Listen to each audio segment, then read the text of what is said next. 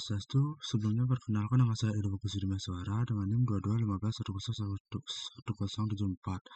Jadi di sini saya akan membuat presentasi UAS yaitu keamanan komputer. Selanjutnya, di sini saya mengambil contoh kasus yaitu sebuah universitas menghadap masalah dengan akses komputer di laboratorium mereka. Dan banyak mahasiswa melaporkan bahwa data tugas akhir yang mereka simpan di komputer laboratorium telah menghilang atau dirusak. Setelah diselidiki, ditemukan bahwa komputer tersebut tidak memiliki mekanisme pengamanan seperti autentikasi pengguna yang memadai dan sering digunakan tanpa login. Yang pertama, soalnya yaitu jelaskan bagaimana prinsip keamanan komputer, confidentiality dan integrity dan availability atau CAA dapat diterapkan untuk melindungi data di komputer laboratorium. Yang kedua, ada sebutkan dan jelaskan 3 mekanisme kontrol akses yang dapat diterapkan untuk mencegah pengguna komputer tanpa izin. Yang ketiga, ada analisis bagaimana penggunaan file permissions pada sistem operasi dapat membantu menjaga integritas data pengguna.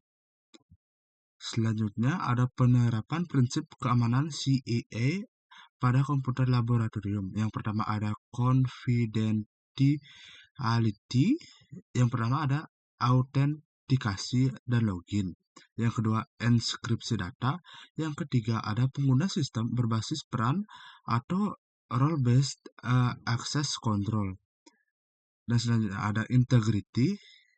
Yang pertama ada pemberian hak akses yang tepat. Yang kedua ada penggunaan checksum atau hashing. Yang ketiga ada sistem backup otomatis. Selanjutnya ada availability. Yang pertama ada backup berkala, dan yang kedua ada pemeliharaan sistem. Selanjutnya ada 3 mekanisme kontrol akses untuk mencegah pengguna tanpa izin. Yang pertama autentifikasi atau authentication. Autentifikasi adalah proses memverifikasi identifikasi pengguna sebelum mereka diizinkan menggunakan komputer. Contoh implementasi autentifikasi yaitu yang pertama ada username dan password unik untuk setiap mahasiswa.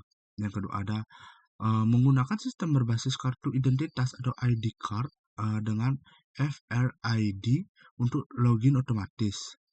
Selanjutnya ada mengadopsi autentikasi 2 faktor 2FI dengan kombinasi password dan kode OTP yang dikirimkan lewat ponsel.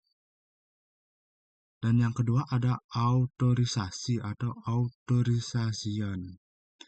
Autorisasi adalah mekanisme untuk memastikan pengguna hanya dapat mengakses sumber daya yang sesuai dengan hak atau perannya masing-masing. Contoh implementasi dari autorisasi ini adalah yang pertama ada mahasiswa hanya dapat mengakses folder pribadi mereka di komputer laboratorium. Selanjutnya ada pengguna umum tidak dapat mengubah pengaturan sistem atau mengakses file milik pengguna lain. Yang terakhir ada administrator memiliki hak istimewa atau privilege rights untuk melakukan perubahan sistem atau memulihkan data. Yang ketiga ada accounting. Accounting adalah proses pencatatan aktivitas pengguna yang seringkali disebut melakukan logging, auditing, dan monitoring data sumber daya. Dengan adanya hal tersebut, administrator dapat melacak siapa yang mengakses komputer dan aktivitas apa saja yang dilakukan.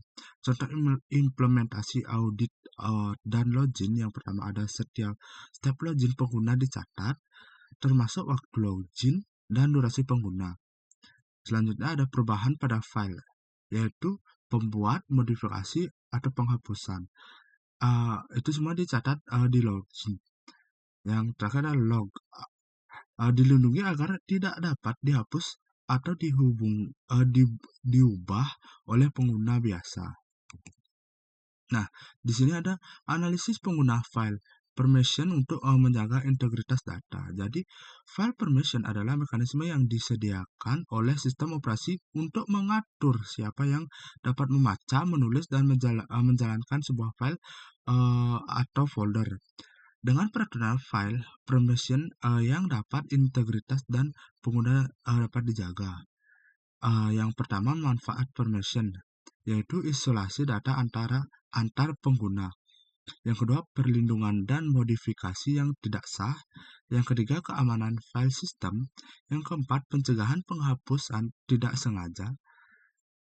Dan selanjutnya ada implementasi pada sistem operasi, yaitu yang pertama Linux dan Windows. Baik, sekian dari saya.